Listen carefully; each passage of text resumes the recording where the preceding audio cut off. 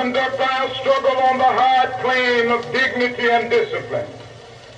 We must not allow our creative protests to degenerate into physical violence. Again and again, we must rise to the majestic heights of meeting physical force with soul force. The marvelous new militancy which has engulfed the Negro community must not lead us to a distrust of all white people. For many of our white brothers, as evidenced by their presence here today, have come to realize that their destiny is tied up with our destiny.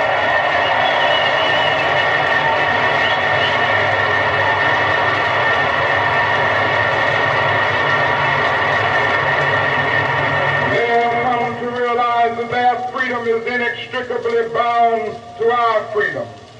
We cannot walk alone. And as we walk, we must make the pledge that we shall always march ahead. We cannot turn back. There are those who are asking the devotees of civil rights, when will you be satisfied?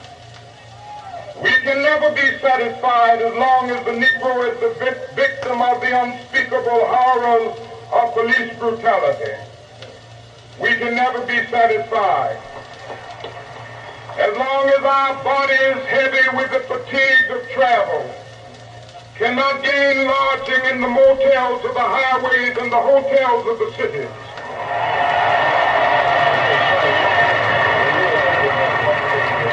Cannot be satisfied as long as the Negro's basic mobility is from a smaller ghetto to a larger one.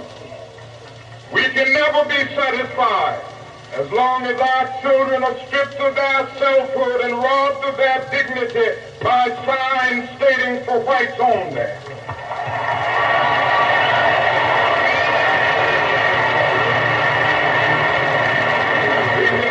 Satisfied as long as a Negro in Mississippi cannot vote and a Negro in New York believes he has nothing for which to vote.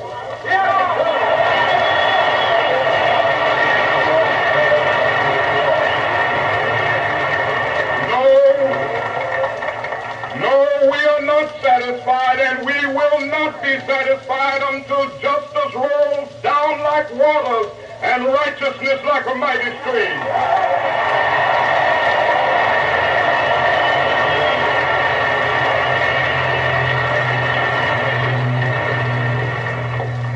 Not unmindful that some of you have come here out of great trials and tribulations. Some of you have come fresh from narrow jail cells. Some of you have come from areas where your quest for freedom left you battered by the storms of persecution and staggered by the winds of police brutality. You have been the veterans of creative suffering. Continue to work with the faith that unearned suffering is redemptive. Go back to Mississippi. Go back to Alabama. Go back to South Carolina. Go back to Georgia. Go back to Louisiana. Go back to the slums and ghettos of our northern cities, knowing that somehow this situation can and will be changed. Let us not wallow in the valley of despair. I say to you today, my friend,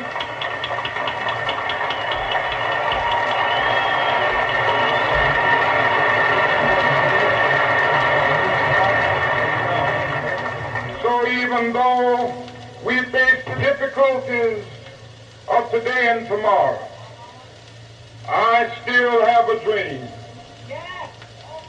It is a dream deeply rooted in the American dream. I have a dream that one day this nation will rise up and live out the true meaning of its creed. We hold these truths to be self-evident that all all men are created equal.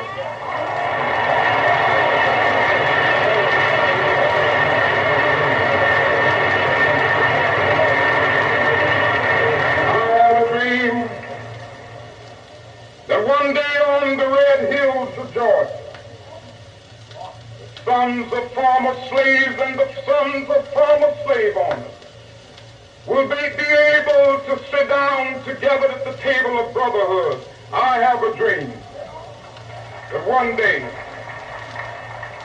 even the state of Mississippi, a state sweltering with the heat of injustice, sweltering with the heat of oppression, will be transformed into an oasis of freedom and justice. I have a dream. My poor little children will one day live in a nation where they will not be judged by the color of their skin, but by the content of their character. I have a dream today.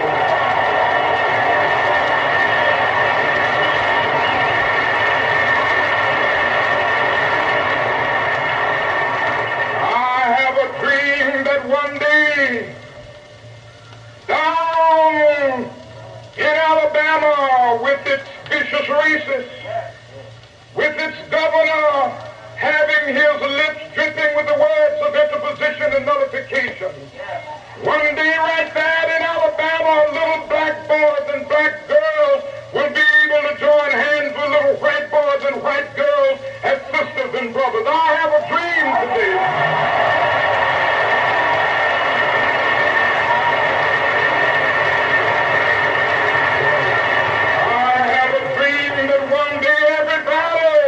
Exalted. Every hill and mountain shall be made low, the rough places will be made plain, and the crooked places will be made straight, and the glory of the Lord shall be revealed, and all flesh shall see it together. This is our hope. This is the faith that I go back to the South with. With this faith, we will be able to hew out of the mountain of despair a stone of hope. With this faith, we will be able to transform the jangling discords of our nation into a beautiful symphony of brotherhood.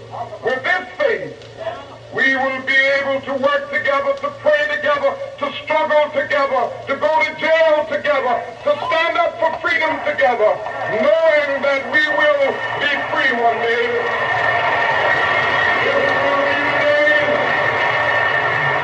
This will be the day when all of God's children be able to sing with new meaning, my country tears of thee. Sweet land of liberty of thee I sing. Land where my fathers died, land of the pilgrim's pride. From every mountainside, let freedom ring, and if America is to be a great nation, this must become true. So let freedom ring from the prodigious hilltops of New Hampshire. Let freedom ring from the mighty mountains of New York. Let freedom ring from the heightening Alleghanies of Pennsylvania. Let freedom ring from the snow-capped Rockies of Colorado. Let freedom ring from the curvaceous slopes of California. But not only that, let freedom ring from Stone Mountain of Georgia. Let freedom ring from Lookout Mountain of Tennessee. Let freedom ring from every hill and molehill of Mississippi, from every mountainside. Let freedom ring, and when this happens, when we allow freedom ring, when we let it ring from every village and every hamlet, from every state and every city, we will be able to speed up that day when all of God's children, black men and white men, Jews and Gentiles, Protestants and Catholics, will be able to join hands and sing in the words of the old Negro spiritual, free at last, free at last, thank God Almighty, we are free at last.